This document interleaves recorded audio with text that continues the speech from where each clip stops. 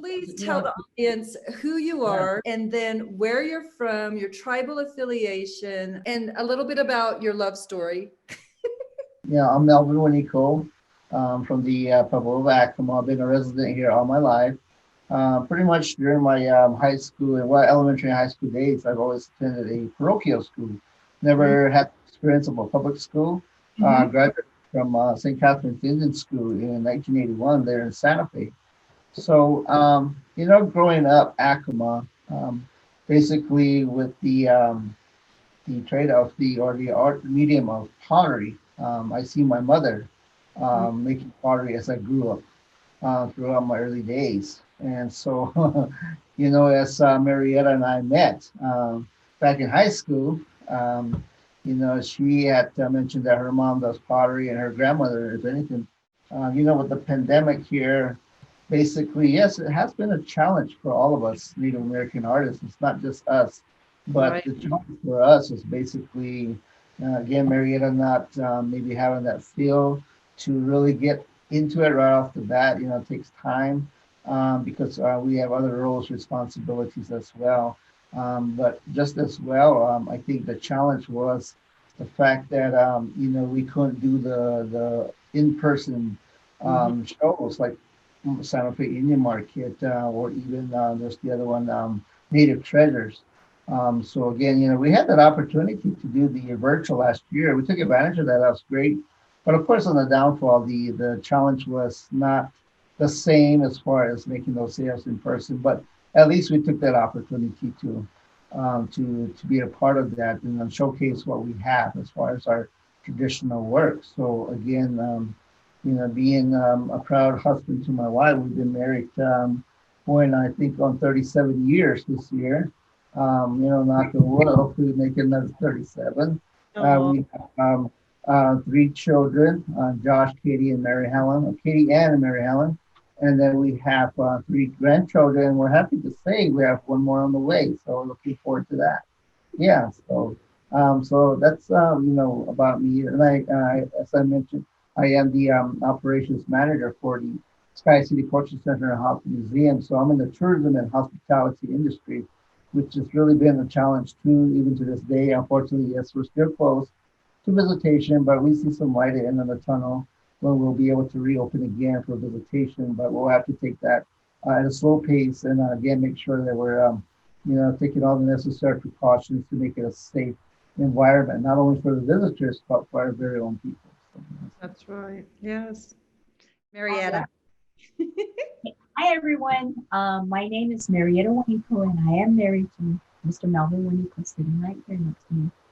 I am currently employed with the Acme Head Start right now. I am considered a Keres instructor, and that basically means I teach our Keres language to our younger children.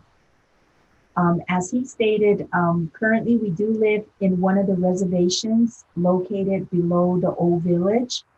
Where our home is located is called Tashka, which is in one of the villages down below. The old village is where I was brought up, which is on the mesa top, which is considered Old Acoma. I was actually born up there. I was raised up there, probably till the age of, I'm going to say maybe, I think when I started to begin high school is when I moved back down to more or less called civilization.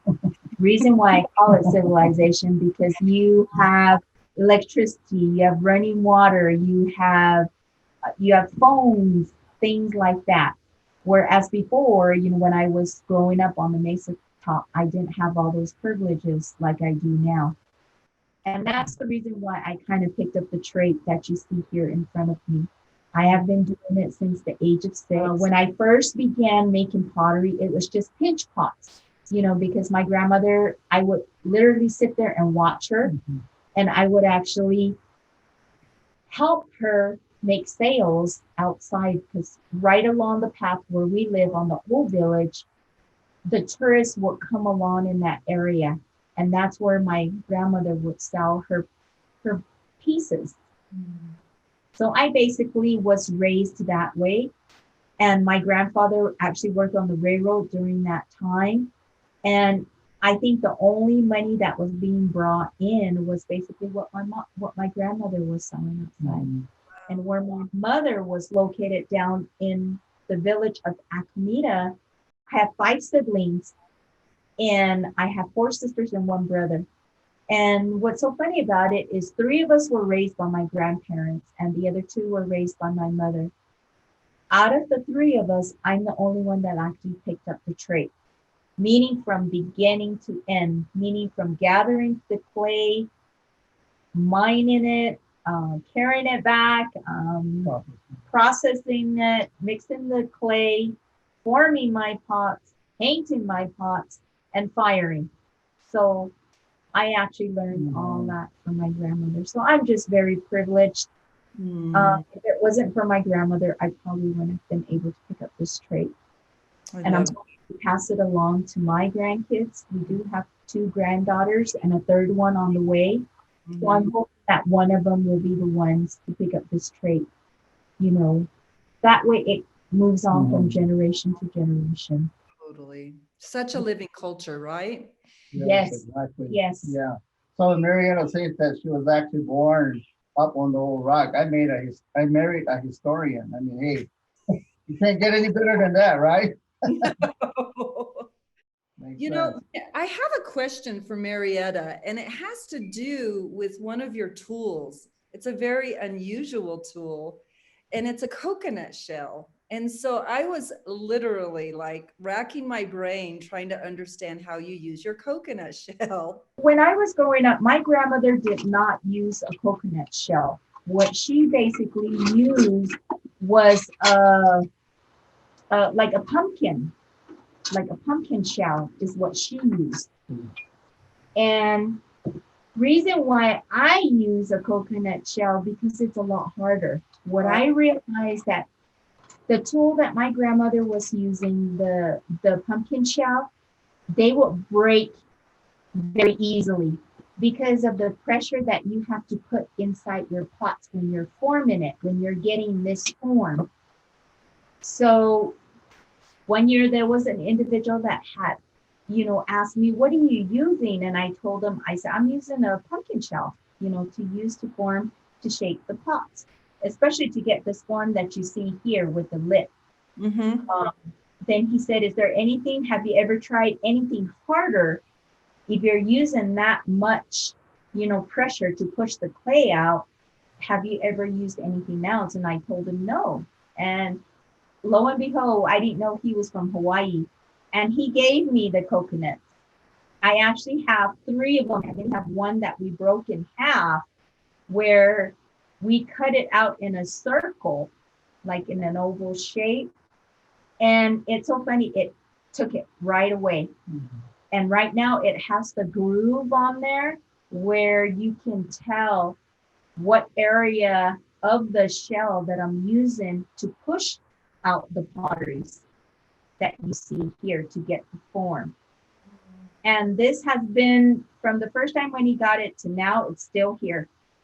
It's broken. The only thing it has is it's cracked from the moisture, from it being in water. But other than that, it's still together.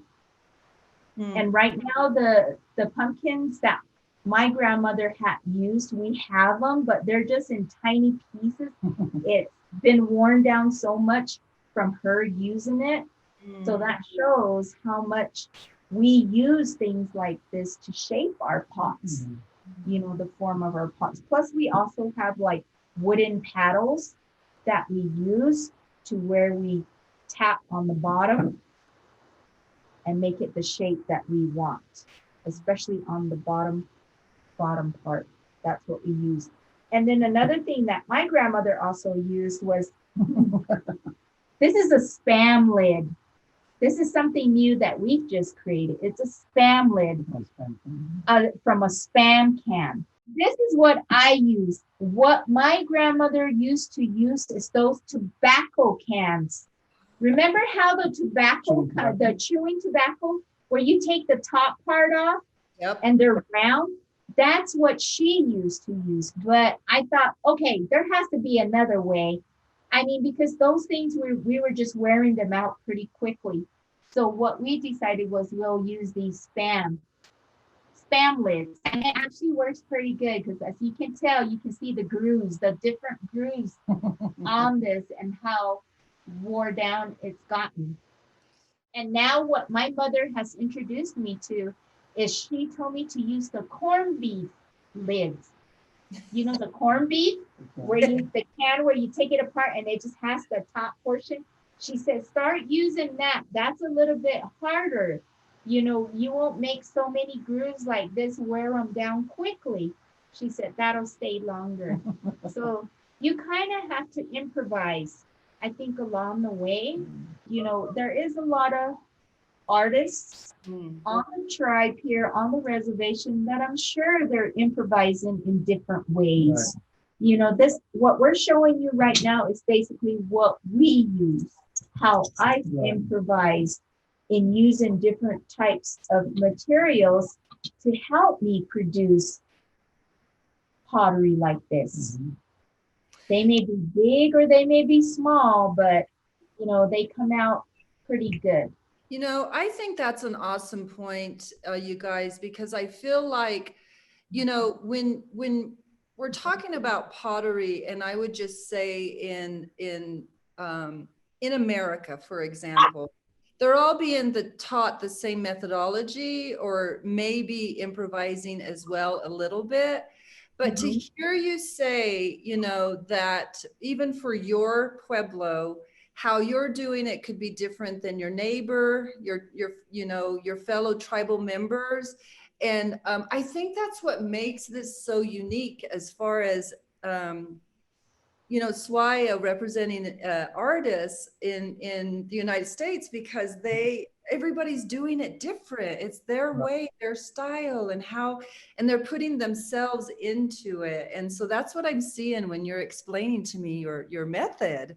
One thing that I do, well, I should say, and one of the things I really miss is when we go like to the Indian market, having to talk to other artists, kind of coming together and talking about the materials we use, or a different color, a shade that they, you know, found within their reservation, or other types of cow manure that they're using, or you know, even the firing techniques, you know, having to conversate with other pueblos is always good. You always find something that will come back and help you with your products. So because like you said, everybody don't do the same thing or don't speak the same, but we kind of all have the same thing in our heart. Yes. You know, as far as when we become artists, there's always something here that brings us back together, you know, as one, especially being a potter. You know, I seem to cling more to artists, other potters, because we all have that same technique, and then plus the heart to want to produce things like this for individuals like yourself, or even individuals that we see during the market. Love that. Okay, why are you holding that pot, Marietta? What were you going to tell me? I think I wanted to show you that, you know, no matter if they're this size or this size, it doesn't make a difference. Or they can even come smaller. I've grown to love miniatures. I'm so intrigued about your pueblo's painting. Like, what are you using? What is the tools that you're using to get those intricate lines? Of course, what we do is we actually pick the New Mexico yucca plant. So we pick a stem from there. Yeah. So what Marietta would do is kind of just by feel, cut however long or short she thinks is going to be neat to actually paint or design the pottery with. Once it's been cut down, basically it's just going to chew the outer part. And actually we pick it when it's more green. This is a dried one, okay? But she'll chew on the outer part to get to the inside fibers. So just depending on how thin the lines are going to be, these are very intricate lines. Those are anywhere from 1 to 2 strands or fibers from the yucca brush. For these bolder lines and patterns, it's probably anywhere from maybe 3 to 4. So this is the painting brush. that she's using. You can barely see it, yes, and it's very small, but she's been using this for quite a while to design all her pottery. Probably Wow. more so for the miniatures, yes. And Marietta will use what, maybe one brush for every 3 to 5 pots. And then she knows it's time to make a new one because then it won't hold its strength. Then it kind of tends to curve. A lot of times when we showcase our products, they'll ask Marietta, so what do you do if you make a mistake? With the lines, and we just say we don't make a mistake. If there is, has to be carefully fixed to where even the customer couldn't even tell, but only we know. But very rarely, with Marietta's many years of experience, I mean, just doing that freehand is pretty awesome. Or any of our Acoma artisans, I mean, a lot of the Acoma pottery is actually known for its traditional patterns, like the parrot design, the old members designs. For Marietta's artwork, her designs, yes, maybe a little bit more contemporary, but do have traditional representation. Going back to what she uses. Okay, as you can see here, this was my grandmother's. It was first at my mother's place. And my mother had a separate rock for her. So I told her, I said, can I use the rock? Mm-hmm. And she said, go, use it. Use it if you want. So I said, okay. So from there, I took it. And like I said, I don't know what type of rock this is, but it does have a shallow pitment on it. I use distilled water. There's something about distilled water. I don't use a regular running faucet water or anything. There are some individuals that use the rainwater. But I've noticed with the rainwater, when you use that, it tends to have a weird smell to it. I don't know if it's because it's been sitting for so long. So what I use distilled water. I boil my water and make sure it's boiled out all the, I guess, the chemicals or whatever is in the water. Then that's what I basically use for the water of the paint. Then from there, what I'll do is I'll get our painting rock. These rocks were gathered in the dry riverbeds back here on the reservation. Okay. And each stone has a certain color to it. Not all the stones are the same color. Okay.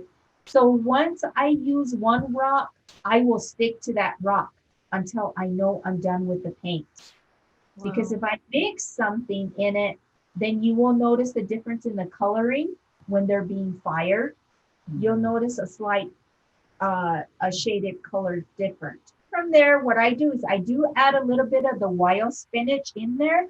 The wild spinach is basically, it's like a temper that keeps the paint on the pots. Hold on. What is wild spinach?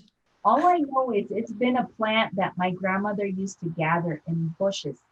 Wow. Okay. And she would take the leaves off of the plant. Then she would cook it. Cook it and let it boil until she noticed the spinach it looks like spinach in a can. You know how it looks all yucky, and I'm sorry, but I don't like spinach, but I know what it looks like. But anyway, when she notices it's cooked, then what she would do is strain all the spinach out of the pot. Wow. After she did that, then she would take the pot outside and just let it dry in the sun. It looks like tar on the bottom of the pot. Wow. And that stuff can take you a long ways. If it's just in a small pot, even the stuff that we're using now is basically what my grandmother had.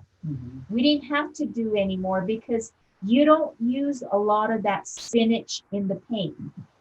If you use too much spinach, that tar substance with the paint will come off the pots. So you have to kind of know, as a potter, how much to use. And usually when I was little, I used to see my grandmother, do this to the paint. She would smell it. And I was wondering, why is she smelling but it was because of that. If she added too much of the spinach, you can smell it. You can smell it. So then she would have to go back with the stone, with the painted stone, and keep mixing and mixing, making more paint until that smell went away, where it was to the point where she knew there was not enough spinach. I mean, there was too much spinach, you know. So question, I'm learning and I'm loving this. So are you literally telling me that it's water, Yes, your stone, which the paint comes from, mixed with spinach? yes, that's it. That's for the brown. That's for the dark shaded areas that you see, the brown. And like I said, it determines on which stone you use. I have several stones right here. There's one that's like a really reddish color. And what I usually do is I would sit there and mix it. When I notice on the top of my paint that it looks like a reddish color, then I have to get another rock and mix it in there to kind of get more of the brown shade. Wow. So, and you do have some people that use like, you know, you will notice on some pots, it's kind of like a lighter brown or a darker brown, or you even see black. I've never come upon a black stone before, ever. Most of the stones I've found are usually like a dark brown or either a maroon color, like a reddish color. Very curious. Is this methodology consistent with the Pueblos? I know I ran into someone from Zuni, and they did say that they do use some type of root in their paint, but I just never inquired on asking them what kind of plant, because the plant that we use is wild spinach. And thus far, I don't know of any other individual on the reservation that is using something else other than that. The paints do change color in the firing. Right. You may see the paint right now. Right now, it's like a really light brown color. But once you put it on the pot and when it's fired, it turns really dark, like a darker brown. Same thing with the yellow, the orange, or I should say, that you see there. It's actually like a yellow, a bright yellow. And this is a sandstone. This has to be strained about 3-4 times. Right. And orange that you see on majority of my pots represent the sun. Yes. So the other question I have, there's a couple. First, I want to know how long it takes to do a pot. So you can choose a pot and tell me what. But the other thing I wanted to know is how many pots do you make a year? you know, my husband is the one that I always say he does the harder work. He's the one that processes it, meaning he has to grind it and everything. I feel that I have the easy part where I have to mix the clay and form the pots.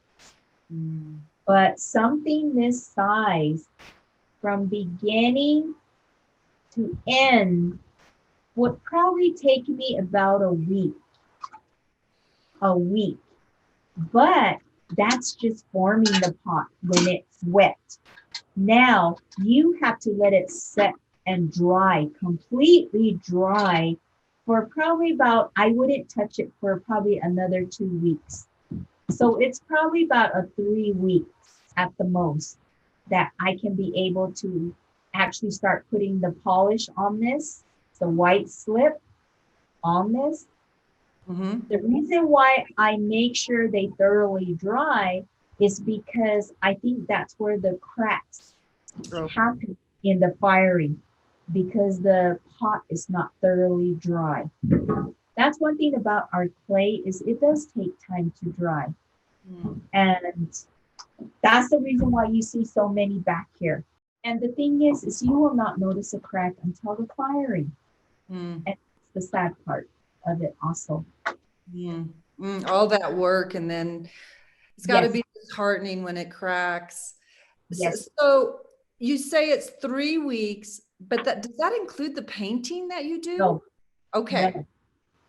Then after that, for something this size, knowing that the lines, the design is a lot bigger, these ones will take me at least probably about a week to outline the whole thing. Mhm. But usually what I do is I don't just work on one pot. I'll work on this size and I'll work on a miniature alongside. Miniatures, like we said, takes a lot more time because the lines are so intricate, and you try not to make mistakes on a miniature because they are very hard to fix. So if I work on this, to make it will take about a week, give it about a week and a half to dry, and then to paint it will be another week.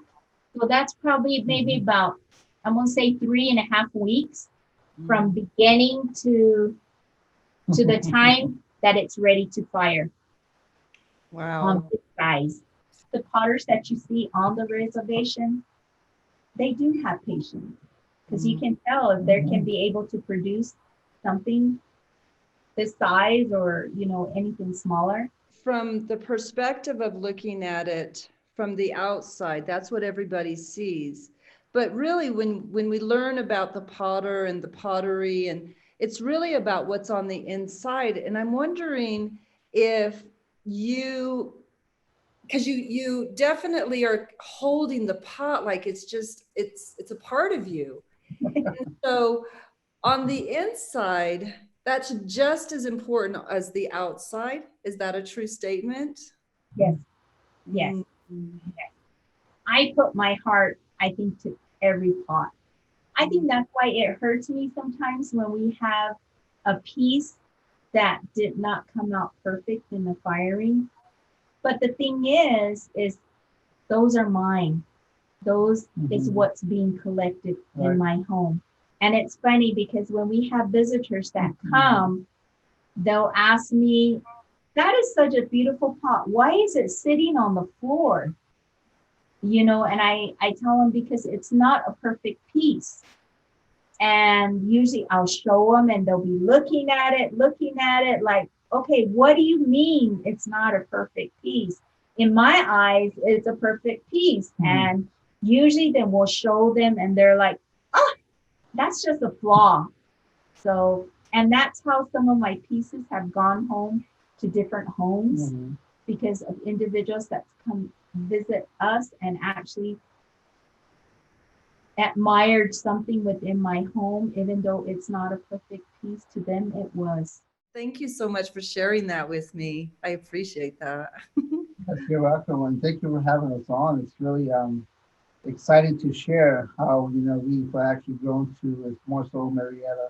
But again, as I mentioned, we work together to produce these pots because it's something that our past generations have done, and as we continue to educate the younger generation, that's something that's very vital here at Acoma. It should be with all Pueblo tribes to continue to show our children and grandchildren that technique and to take interest because again, it's handed down from generation to generation. When we really think about it, back centuries back, even today, these pots were made not so much for decoration, but more so for storing water and cooking.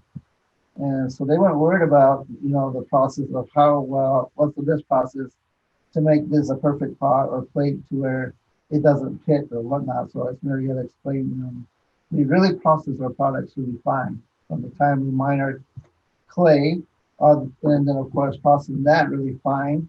Also with the old broken pottery shards, we grind those down. I still use the old grinding stone that she inherited from her grandmother, her mom, and do that by hand. By the end of the day, I mean, your hands are hurting. Her hands are hurting just from mixing the clay because everything's all done by hand. Freehand, no wheel, no molds used to form our products, and that's what people ask. Well, do you use a wheel or a mold? And no, we don't. It's all done freehand. And I think just taking that, that time frame to say, this is what was taught to us and passed down for generations. This is something that is who we are as Acoma people or Native American people. Going back to what I mentioned earlier about Marietta's designs, I mean, everything has a representation. I mean, you take a look at this plate here. the people ask, well, that's not traditional design. No, of course not.